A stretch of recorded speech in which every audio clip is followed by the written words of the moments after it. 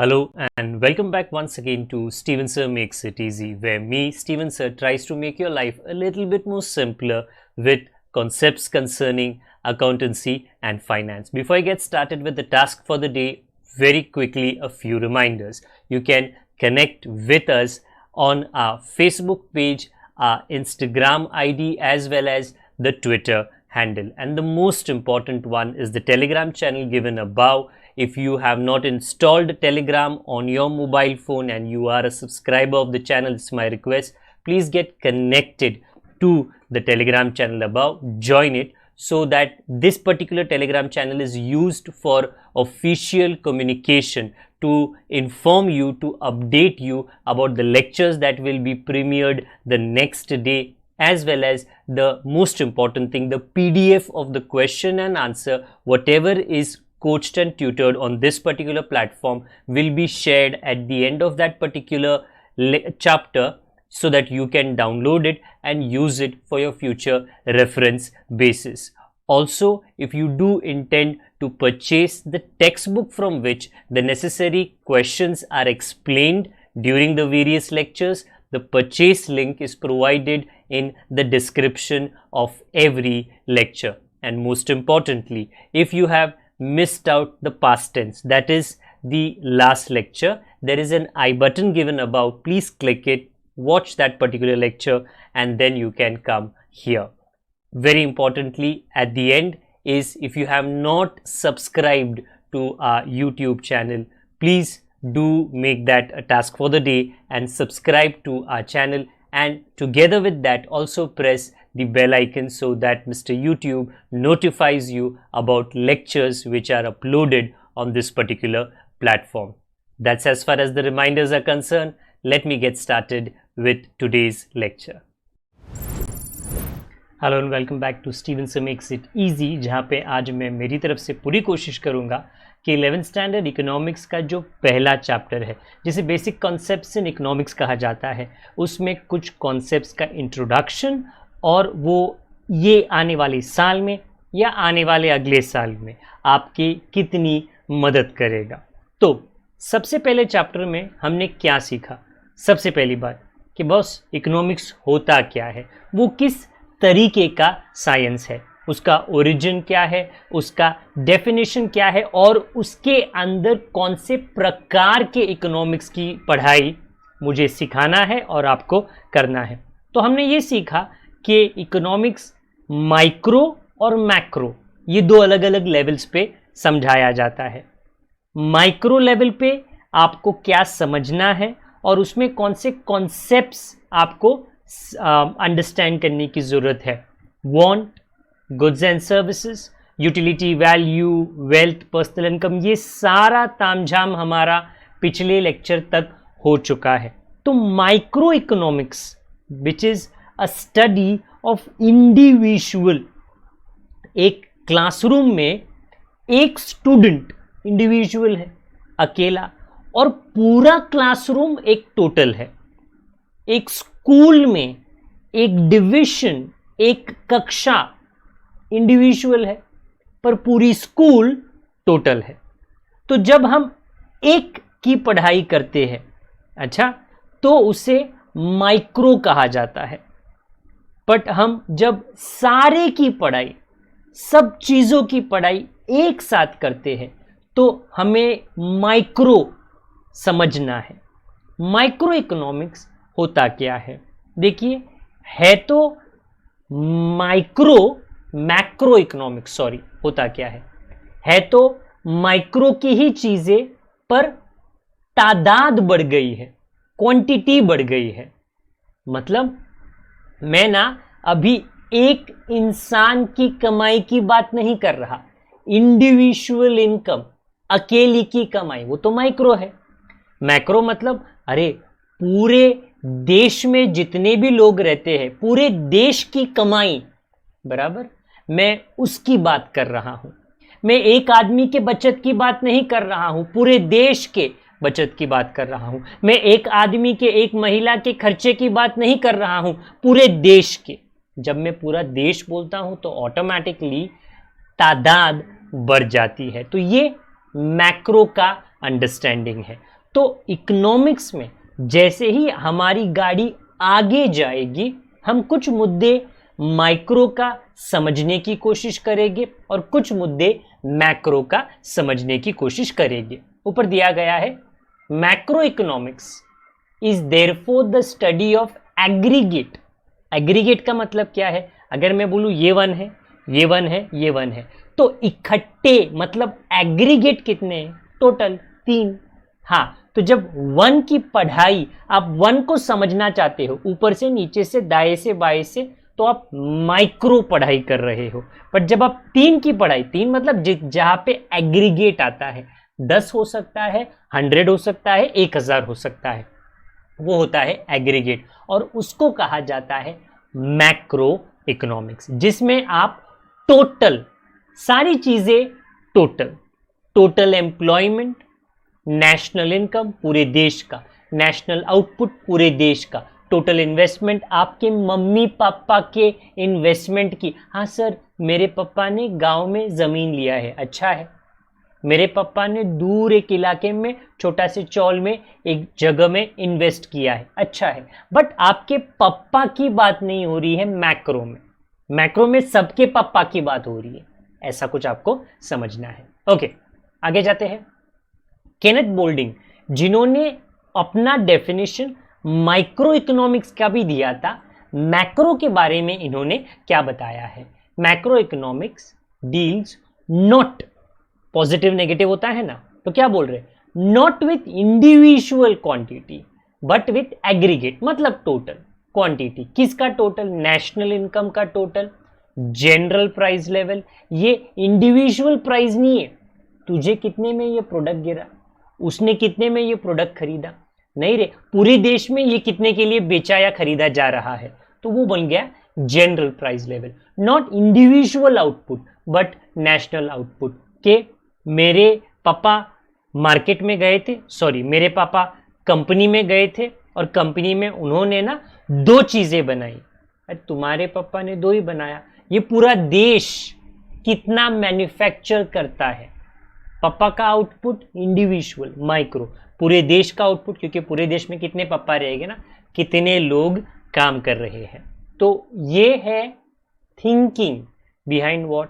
Macro. अब macro में कौन से ऐसे फंडे हैं, कौन से ऐसे शब्द है जो आपको समझ में आना चाहिए? अगेन, ये सिर्फ आपको एक इंट्रोडक्शन करा रहा है, पूरा डिटेल आपको नहीं देने वाला, क्योंकि पूरे डिटेल में आपको ये सारी चीजें अलग अलग विषय में, अलग अलग चैप्टर्स में आने वाले भविष्य में, ज्यादा भी नहीं, आपके 11th एंड 12th स्टैंडर्ड में पढ़ना और सीखना है। नेशनल इनकम, पापा मम्मी की इनकम नहीं, भाई बहन की इनकम नहीं, चाचा चाची की इनकम नहीं, ओके, मामा मम्मी की इनकम नहीं, दादा दादी नाना नानी नहीं, नहीं नहीं नहीं, सबको एक साथ में, आपका एक परिवार है। वैसे ही इस पूरे देश में कितने परिवार है, सारे परिवारों का, सभी लोगों का अगर आप इनकम जोड़ो तो वो क्या बन जाता है? National income. हाँ, बट नेशनल इनकम को कैलकुलेट करने का हिसाब थोड़ा अलग होता है। अगर आपके पापा के इनकम की बात करें और आप बोलो मेरे पापा को महीने के एंड में 20,000 30,000, तो वो उनका इनकम है। मेरे परिवार में 2-3 लोग काम करते हैं, सभी का जोड़ के 50,000 आता है, तो वो उनका इनकम है। तो जो वो कमाते हैं उससे इनकम पता चल जाता है। बट जब आप नेशनल इनकम की बात कर रहे हो तो सभी की कमाई को नहीं जोड़ा जाता। अगर आप पढ़ो आगे क्या कहा है, it is referred to as total income of a country in the economic sense, मतलब इकोनॉमिक्स के नजरिए से नेशनल इनकम क्या होता है? Is the aggregate monetary value, ये बहुत इंपॉर्टेंट है, पैसों में value of all final goods and services produced in an economy during a year. एक साल में, एक देश में जितनी भी गुड्स एंड सर्विसेज, गुड्स का मतलब जो प्रोडक्ट्स होते हैं, बराबर, आप दुकान में जाते हो, आप डीमार्ट में जाते हो, आप कोई किराने की दुकान में जाते हो, आप कोई टूथपेस्ट खरीदते हो, साबुन खरीदते हो, टूथब्रश खरीदते हो, वॉशिंग पाउडर खरीदते हो, ओके, आप ब्रेड खरीदते हो एक्सेट्रा, ये हो गए गुड्स। किसी ने किसी कंपनी ने तो ये मैन्युफैक्चर किया होगा ना, या आपको लॉयर की एडवाइस चाहिए थी तो आप एडवोकेट के ऑफिस में चले गए, बराबर। आपको बाल कटवाना था तो आप सैलून में चले गए। तो ये लोग अपनी सर्विसेज दे रहे हैं, किसी ने तो ये सर्विस दिया है। गाना का ये सर्विस किसी न किसी के दिमाग में तो पैदा होता है। तो ये हो गया क्या, गुड्स एंड सर्विसेज। सीधी बात है, जितने गुड्स बनाए गए, क्यों इतना आउटपुट बनाया गया, क्योंकि कोई ना कोई उसको खरीदने वाला है, कोई ना कोई उसको कंज्यूम करने वाला है। सर्विसेज देने के लिए किसी ने अपनी दुकान क्यों खोली, क्योंकि कस्टमर आएंगे और सर्विसेज का वो क्या करेंगे, इस्तेमाल करेंगे, बदली में पैसा देकर जाएंगे। तो क्योंकि ये बनाया गया, क्योंकि दूसरा कोई इसे खरीदने वाला है अपनी कमाई में से। तो ये समझ में आ जाता है कि अगर मैंने 100 रुपीज का माल बनाया तो फिर किसी ने तो, या 2-3 लोगों ने मिलकर 100 रुपीज तो कमाया ही होगा, तो ही ये 100 का माल बिकेगा। तो आउटपुट पूरी देश में कितना बना है, उससे पूरी देश का कमाई का अंदाज मिल जाता है। अगेन ये एक मैक्रो मतलब ये माइक्रोस्कोप में बैठकर हम और आप नहीं समझ सकते हैं। इसकी पढ़ाई मैक्रो या लार्ज स्केल लेवल पर होती है। नेशनल इनकम कमिटी, जो हमारे देश की एक कमिटी है, ने क्या कहा है नेशनल इनकम के बारे में? National estimate measures the volume of commodities and services. Commodities मतलब प्रोडक्ट्स, सर्विसेज मतलब जो सेवा दी जा रही है। Turned out during a given period, मतलब ये हम 10-15 सालों की बात नहीं कर रहे हैं, नॉर्मली 1 साल की बात होती है। विदाउट डुप्लीकेशन, ये बहुत इंपॉर्टेंट है। डुप्लीकेशन होता है, पहले आदमी ने दूसरे को बेचा तो वो एक तरीके का सेल है, दूसरे ने वही तीसरे को बेचा, ये डुप्लीकेशन है। तीसरे ने चौथे को बेचा, ये भी तो डुप्लीकेशन है। तो यहां पे बोल रहे बिना, सिर्फ एक बार की बिक्री हम लेंगे, एक बार का उत्पादन हम लेंगे, आउटपुट लेंगे, ओके। क्योंकि वरना कोई भी बोल सकता है कि ये प्रोडक्ट है, ये प्रोडक्ट को अगर ये प्रोडक्ट है 10 रुपए का, बेचा गया है 10 बार, तो आप बोलोगे 100 रुपीज आउटपुट है। नहीं, 10 ही रुपये आउटपुट है, क्योंकि वो प्रोडक्ट 10 का है। बाकी पहली बार के बाद में वो डुप्लीकेट सेल होता है, ओके। वो बराबर है, मार्केटिंग में ऐसा चलता है, बट वो डुप्लीकेट सेल है। तो उसको अगर जोड़ेंगे तो वो एक्चुअली में जो हकीकत का आउटपुट है वो दर्शाता नहीं है। अगला कॉन्सेप्ट मैक्रो इकोनॉमिक्स का, बचत। बचत क्या होता है? मैंने कमाया और मैंने खर्चा नहीं किया। क्यों बचाया? देखो भाई, मैं परिवार वाला हूं, बच्चे हैं मेरे, बच्चे बड़े हो रहे हैं, उनकी पढ़ाई के लिए मुझे पैसा रखना है, ओके। काफ़ी माँ बाप काफ़ी बच्चों के बारे में सेंटिमेंटल होते हैं, बराबर। अगर लड़की है तो सोचते हैं 20 साल बाद ही सही, 25 साल बाद ही सही, कि कभी ना कभी इसे हम शादी करके अलविदा करेंगे, तो तब हमारी तरफ से जो हम बन पाए वो करने की, वो देने की हम कोशिश करेंगे। I repeat my self, I am not suggesting anything wrong here. बच्चे, लड़का या लड़की, जितना भी पढ़े, बट कुछ माँ बाप की ये तमन्ना होती है कि अपनी तरफ से वो अपने बच्चों की पढ़ाई के लिए, शादी ब्याह के लिए, कुछ भी फ्यूचर के लिए वो कुछ करना चाहते हैं। उसके लिए उनको बचत तो करना पड़ेगा ना। तो हर रैशनल इंसान, रैशनल मतलब जो नॉर्मल सोचता है, ओके, वो ये जानता है कि अगर मैं आज पैसे ना बचाऊं, कल का क्या पता, कल काम होगा नहीं होगा, कल मैं काम पे जा पाऊंगा नहीं जा पाऊंगा, कल मैं रहूंगा कि मैं नहीं रहूंगा। तो किया क्या जाता है? सभी के माँ बाप या जो भी लोग पैसा कमाते हैं, जो भी लोग दफ्तर जाते हैं, जिनका भी बिजनेस होता है किसी भी तरह का, सोशल मीडिया के द्वारा वो कमाते हैं, वो अपनी तरफ से पूरी कोशिश करते हैं कि उनके हर एक रुपए में से एक उनका टारगेट होता है, 20%, 30% मैं बचाऊंगा, सेविंग्स करूंगा, क्योंकि जितना मैं सेविंग्स करूंगा उसी का इस्तेमाल मैं भविष्य में कर पाऊंगा, ओके। तीसरी चीज, इन्वेस्टमेंट। एक्चुअली जो सेव किया जाता है उसी को इन्वेस्ट किया जाता है। अगर आपके मम्मी पापा सेव करते हैं तो उसको क्या करेंगे? वो कबर्ड में रखेंगे, देखो रख सकते हैं, कोई प्रॉब्लम नहीं है। बट कबर्ड में रखने से वो इंक्रीज नहीं होता। अगर कबर्ड में रखा गया 10 लाख रुपया 1 साल के बाद निकाला जाए, आप क्या मेरे को बोलोगे अरे सर 10 लाख के ना 5 लाख बच्चे हुए हैं, चुन्नू मुन्नू क्यूट क्यूट? नहीं, 10 लाख पे धूल आया रहेगा, 10 लाख पे दीमक लग गई रहेगी, वो खराब हो गया रहेगा। I repeat my self, cupboard में रखकर, अलमारी में रखकर, तिजोरी में रखकर वो इंक्रीज नहीं होता। तो क्या करें? इन्वेस्ट करो। जब तक आपको वो पैसे की जरूरत नहीं है, इन्वेस्ट करो, निवेश करो उसका। कहां पर? बैंक में इन्वेस्ट करो। आप कंपनी को दो, शेयर्स खरीदो कंपनी के, तो वो कंपनी आपके पैसे का क्या करेगी? मशीन खरीदेगी, मशीन खरीदेगी तो उसका वो गुड्स बनाएगी। तो आई रिपीट माई सेल्फ, पैसा घूमना चाहिए। आई डोंट मीन चौपाटी की सैर करना चाहिए। पैसा आपके जेब से दूसरे की जेब में, दूसरे की जेब से तीसरे की जेब में इन्वेस्टमेंट के द्वारा जाना चाहिए। जब आप पैसा बैंक में डालते हो, क्या आपको लगता है बैंक भी अपने तिजोरी में वो पैसा रखता है? बिल्कुल नहीं। बैंक वो पैसे को इन्वेस्ट करता है, दूसरे कंपनीज के शेयर्स खरीदता है ताकि वो पैसा दूसरे कंपनीज तक पहुंचे और दूसरे कंपनीज उसी पैसे से मशीन, बिल्डिंग, सारा कुछ कमाकर, फैक्ट्री बनाकर, प्रोडक्शन बनाकर गुड्स बना सके ताकि इकोनॉमिक डेवलपमेंट आगे जाकर हो सके। ट्रेड साइकिल, ट्रेड साइकिल का मतलब क्या होता है? देखो भाई, अपने साइकिल की बात नहीं कर रहे, बट हाँ उसी साइकिल के जैसे एक पहिया होता है, व्हील, वो पहिया घूमता है। तो एक पॉइंट एक साइकिल का, व्हील का, कभी नीचे है कभी ऊपर है, कभी नीचे है कभी ऊपर, और ये चलता जाता है, नीचे ऊपर, ऊंच नीच होती रहती है।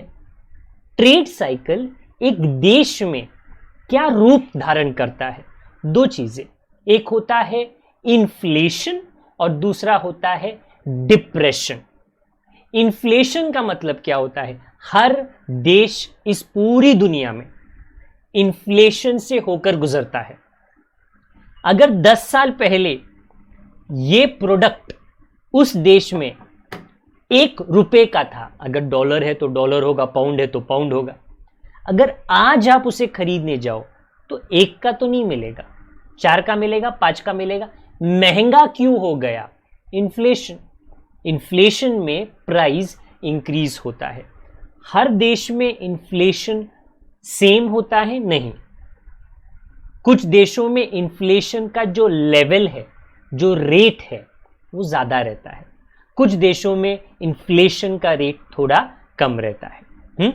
जहां पर रेट ज्यादा रहता है वहां पर भाव जल्दी बढ़ता है। उसके वजह से उस देश में कीमतें, प्रोडक्ट की कीमतें, सर्विसेज की कीमतें हद से ज्यादा बढ़ जाती है। मतलब अगर आप ये समझने की कोशिश करो, काफी बार कहा जाता है कि आप बच्चे हैं ना, कितना मार्क्स मिला आपको मैथ्स में? तो कोई बोलेगा सर मुझे तो 100 में से 90 मिला। कोई बोलेगा सर मेरे को तो 95 मिला। अच्छा, तो ज्यादा है तो बेहतर है मार्क्स? हाँ मार्क्स, बट इन्फ्लेशन में ऐसा नहीं है, ज्यादा है तो बेहतर है। नहीं, जिधर रेट ज्यादा होगा ना इन्फ्लेशन का, वहां पर महंगाई ज्यादा होगी। जहां पर इन्फ्लेशन पे कंट्रोल है वहां पर महंगाई थोड़ी कम होगी, वहां पर चीजें थोड़ी सस्ती रहेगी। ओके, हाँ, तो मैक्रो इकोनॉमिक्स में ये ट्रेड साइकिल के कब इन्फ्लेशन होता है, कब डिप्रेशन आता है। डिप्रेशन कब आता है? जब इकोनॉमी में एक तरीके से गिरावट आती है। जब कोविड आया, अचानक से सारे देशों को उसने हिट किया, प्रोडक्शन बंद हो गया, लोगों का आना जाना बंद हो गया, तो ऑटोमेटिकली जो इंसान की जरूरतें थे, अगर आप घर के बाहर जाते हो तो आप 10 चीजें करोगे, यहां वहां, ये खाना, वो उठना बैठना, घूमना फिरना। अगर आप बाहर जाओ, अगर आप घर में बैठे रहोगे, आप 2 ही चीज करोगे, क्योंकि आप बोलोगे क्या करूं मैं? ओके, ये पत्नी मेरी, ये बच्चे मेरे, बस इनके साथ में मैं इतना ही काम कर सकता हूं घर के अंदर बैठे बैठे, और क्या कर सकते हैं। तो कोविड जब सभी राष्ट्रों को एक हिट किया तो काफी राष्ट्रों में डिप्रेशन का मामला आ गया, प्रोडक्शन ठप हो गया, सर्विसेज बंद हो गए। तो उसमें से निकलने के लिए थोड़ा टाइम लगा कि भाई सभी लोग काम पर आए, सभी वर्कर्स काम पर आए, माल सही समय पर मिलने की शुरुआत हो जाए। तो ये होता है ट्रेड साइकिल। ओके, हर देश में, हर बिजनेस में, हर कंपनी में ये साइकिल होता है। ओके, कभी अप कभी डाउन। आपको इन्फ्लेशन कहते हैं, डाउन को डिप्रेशन कहते हैं। ये दोनों की अंडरस्टैंडिंग होना मैक्रो इकोनॉमिक्स में बहुत बहुत जरूरी है। इकोनॉमिक ग्रोथ, सीधी सी बात है कि जब किसी भी तरह का क्वांटिटेटिव इंप्रूवमेंट होता है। क्वांटिटेटिव का मतलब क्या है? उसके पास 1 है, मेरे पास 5 है, उसको क्वांटिटी कहते हैं। 5 है मतलब तेरे पास ज्यादा है। हाँ, ओके, तेरी अक्ल थोड़ी ज्यादा ही है। इकोनॉमिक डेवलपमेंट में, सॉरी ये अलग चीज है, इकोनॉमिक ग्रोथ में इस चीज की जानकारी हासिल की जाती है और उसकी वजह से पता चलता है कि कौन से देश का ग्रोथ का स्तर ज्यादा है और कौन से देश का ग्रोथ का स्तर लेवल कम है। इन सिंपल वर्ड्स अगर आप ऊपर पढ़ो, economic growth means an increase, बढ़ना है, in the real national income of the country. अच्छा देखिए, ये रियल वर्ड क्यों यूज किया जा रहा है? अगर आप 100 रुपीज कमाते हो वो इनकम है, बट रियल का मतलब क्या है कि वो 100 रुपीज कितनी ताकत रखता है कुछ खरीदने की, क्योंकि वो 100 रुपीज कोई काम का नहीं है जब तक उसके साथ में कुछ खरीदा ना जा सके। तो आई रिपीट माई सेल्फ, तो इसको कहते हैं रियल इनकम। एक व्यक्ति का, पूरे देश की बात करें तो रियल नेशनल इनकम, कि वो पैसा कितनी चीजें, कितने गुड्स को, कितने सर्विसेज को खरीद सकता है। और अगर वो इंक्रीज हो रहा है तो इकोनॉमिक ग्रोथ डेफिनेटली हो रहा है। आखिर में इकोनॉमिक डेवलपमेंट, डेवलपमेंट ग्रोथ से थोड़ा बड़ा कॉन्सेप्ट है।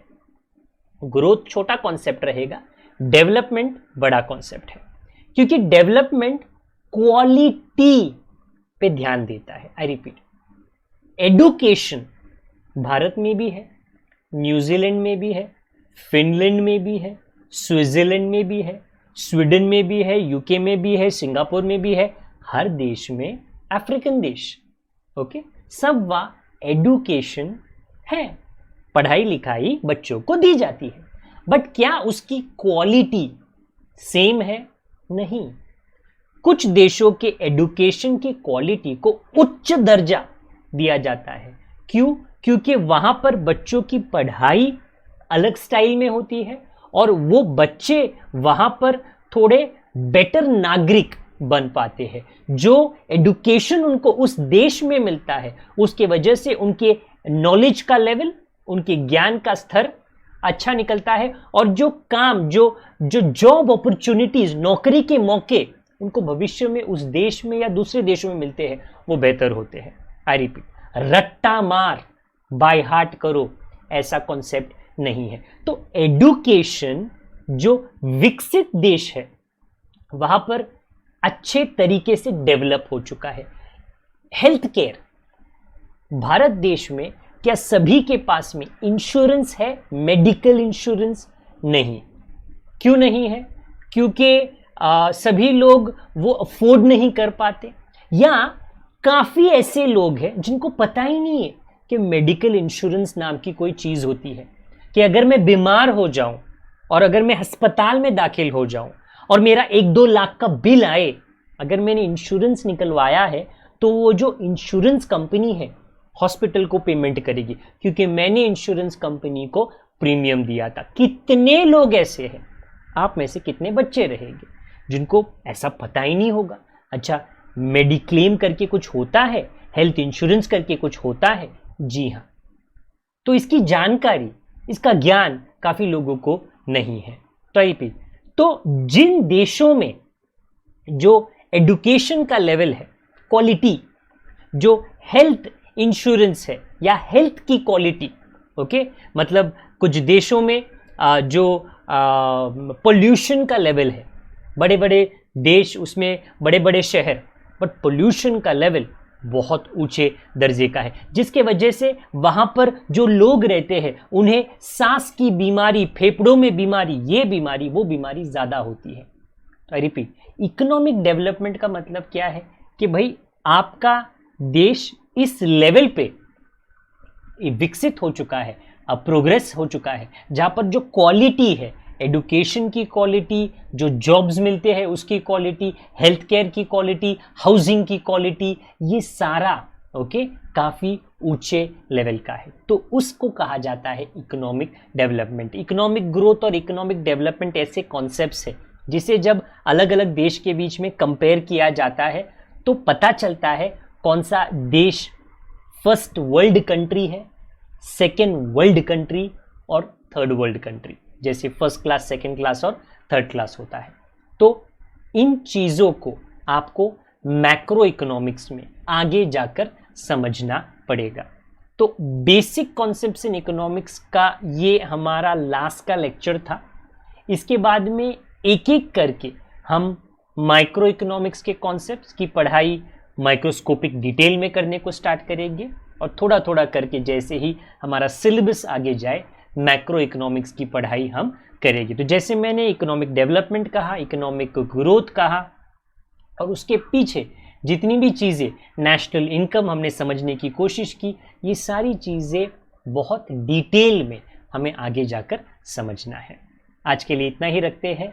अगर आप नए हो चैनल पे तो कृपया करके सब्सक्राइब ज़रूर करें और बेल आइकन को दबा दें। टेलीग्राम चैनल हमारा है, उसे ज्वाइन कर लीजिए ताकि जो भी पढ़ाई यहाँ पर होती है, इकोनॉमिक्स की होगी, एसपी की होगी, ओसी की होगी, अकाउंट्स की होगी, वो सारी चीज़ों का जो पीडीएफ है वो आपको टेलीग्राम पर और वेबसाइट के ऊपर डाउनलोड के लिए मिल जाएगा। अगर आप पुराने हो, हमारे साथ कई महीनों से बने हो, तो कृपया करके दूसरों के साथ में ये लेक्चर का लिंक और बाकी के सब्जेक्ट का भी लिंक शेयर कीजिए ताकि उन्हें भी ये लेक्चर्स की फ़ायदा हो सके। जब तक दोबारा हम ना मिले, अपना ख्याल रखिए, बड़ों का, छोटों का, परिवार वालों का, सभी का ख्याल रखिए। Good day to all of you, God bless, bye for now.